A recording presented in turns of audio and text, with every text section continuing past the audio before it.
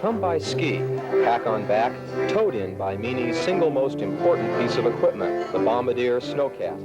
And for the past 20 years, this man, Tom Van Devanter, has been greeting and driving the mountaineers and their guests. It's 6 miles round trip, uphill and down, out and back, at least 5 times a weekend. And Tom Van Devanter does it each time for free, for the love of it. He's part of the lodge's colorful tradition, and the story of Meany Hut is in fact the story of tradition, family tradition.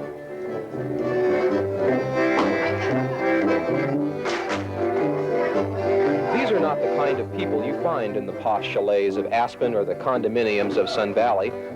They like to dance, polkas and reels and rounds, and they still ski in their jeans here. They're a different breed, all right, looking for something a little more important than just deep powder.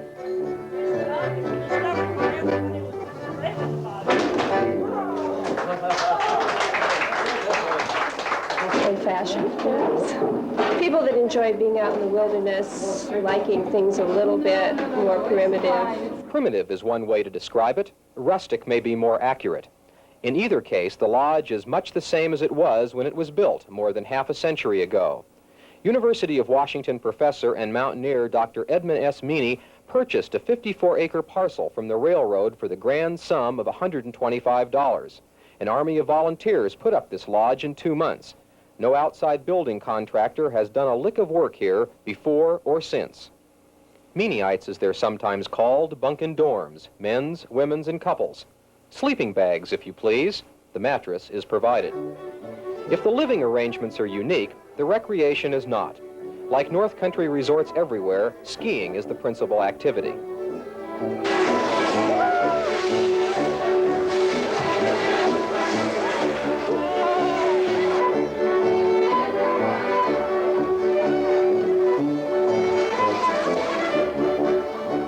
Skiers here find a number of ski runs with colorful names borrowed from Al Capp's Little Abner, North Slobovia, Bull Moose Ridge, and Druthers Gulch. There's also Jacob's Ladder, a nearby transmission tower. If you climb it, Meanyites say, you go to heaven for sure.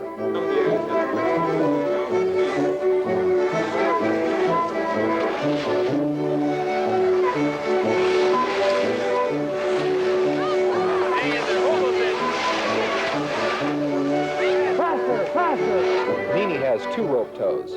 The big one pulls skiers up the 1,100-foot run at nearly the speed of sound.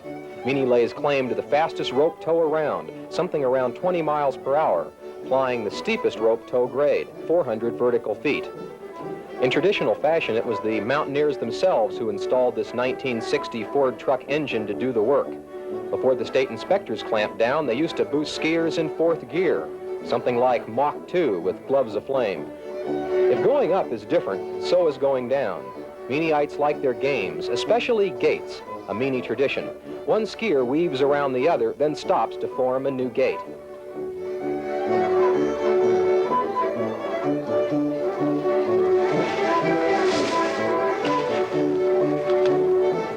Families all over America have their little traditions. Well, here at Meany, one of the oldest and most popular traditions is the kitchen jump. At just after noon, skiers come racing down for lunch. When the horn sounds, the skier tries his luck at the mini jump, just outside the kitchen door. At Meany, you jump to violin accompaniment, the music tailored to befit the result.